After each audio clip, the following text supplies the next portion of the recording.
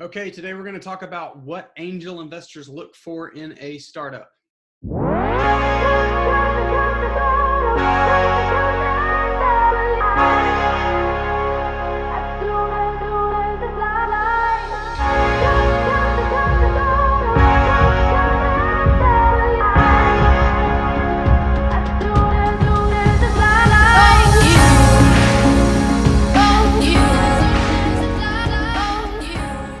Hi, everyone. Hope you're doing good today. This is a pretty common question that I get, and I have recorded a video along this topic in the past, but I wanted to come back to it because I'm getting more and more questions about it.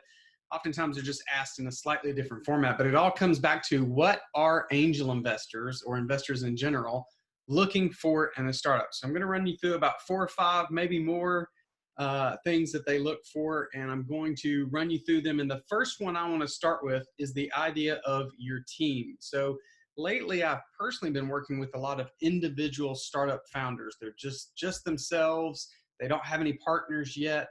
I've been working with some companies that have partners, but most of the folks I've been working with are actually individual founders. And one of the things I keep telling them is, as angel investor, most angel investors who've been investing for quite a while, not just randomly making their first investment in a startup, but sophisticated angel investors are going to be looking for a team, a group of people who can bring an idea to the market. And the reason team is so important is because it doesn't matter how good your idea is if your team can't execute on the business model. I don't have the stats handy, but just this week I heard that a report came out. I believe it was from PitchBook.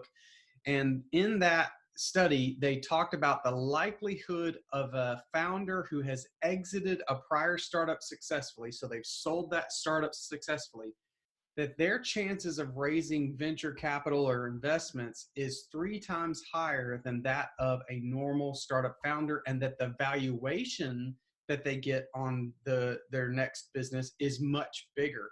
So clearly investors like the idea of a individual and or a team of people who have startup experience and who have successfully exited in the past. So team is very, very important. So my encouragement here is, if you're an individual founder, start thinking about the idea of bringing on someone onto your team, whether officially on the team and giving them co-founder equity in the business, or even just a board of advisors, starting to establish a group of people around you that can help you drive that startup idea forward. If they're just on your board of advisors, you can always pull them in at a later date once you've raised some capital and have money to pay them, and or have equity that you're willing to give them in the startup. So the first thing that an angel investor looks for, or an investor looks for, is a team.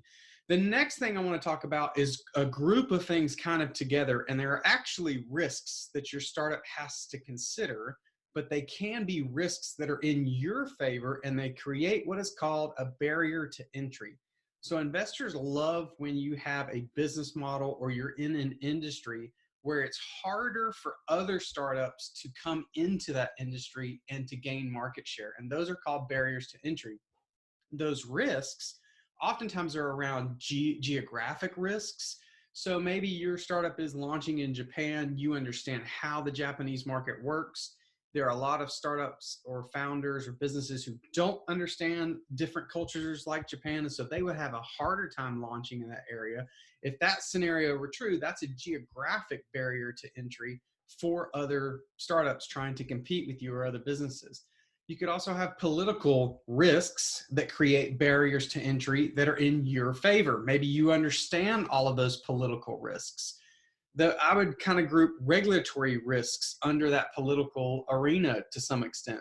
So been working with a startup recently out of New York, and he's developing an idea where the industry he is in, the people who provide the existing solutions are licensed and regulated. Well, one of the things he hadn't thought through was, once his solution comes to the market, most likely it's not going to be accepted unless he or his business has been accepted and licensed through that regulation. So that is a barrier to entry for him right now. But if he can clear that hurdle, then it becomes a barrier to entry for other startups that would try and come in behind him and mimic what his solution is going to do. So barriers to entry can be risks for you, But if you can clear those hurdles, they become barriers to entry for other startups trying to compete with you. And that becomes a very favorable thing for investors when they're looking at investing in what you're doing. Excuse me. So the third thing they do look for is passion around an idea. Now, I don't want you to confuse this. Passion is important, but passion alone won't get you an investment. I see a lot of founders pitch their idea.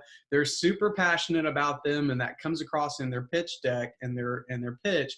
But if you just have passion, that's just not going to be enough. You need to be able to execute. So passion is very important. You know, on the flip side of that, an investor doesn't want someone who's not very passionate about what they're doing. If they're really just out to make a quick dime, a lot of investors don't like that because making a quick dime with startups is tough. That passion will oftentimes carry a founder through the tough times.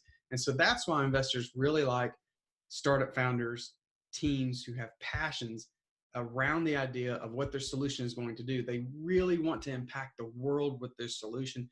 That kind of passion is a favorable thing for an investor to see.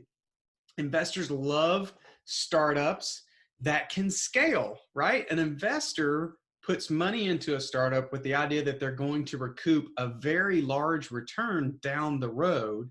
And if that startup doesn't have the viability to scale to a large business, then the type of return the investor is going to be able to get is limited.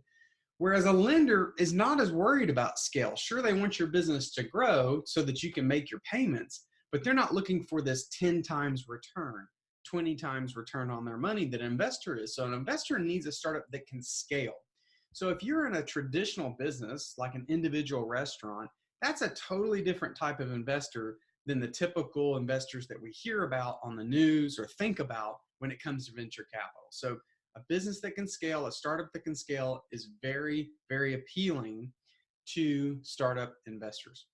And then the last thing I'm going to share with you is probably not something that's commonly talked about in terms of things that investors look for. But the investors I know and work with like a startup who has put some of their own money at risk. When I talk to startup founders, I ask them how much money you have put into your business. And sometimes it's very little. And sometimes I work with founders who have put hundreds of thousands of dollars into their startup. I just finished over the holidays working with a startup, and he's put hundreds of thousands of dollars into what he's doing. And that's a really favorable sign for an investor because it shows that this startup founder has skin in the game and that they're willing to put some of their own money at risk. It's really hard to ask an investor to risk their money, to take the chance of losing that entire investment if you as a startup founder haven't put some of your own money at risk.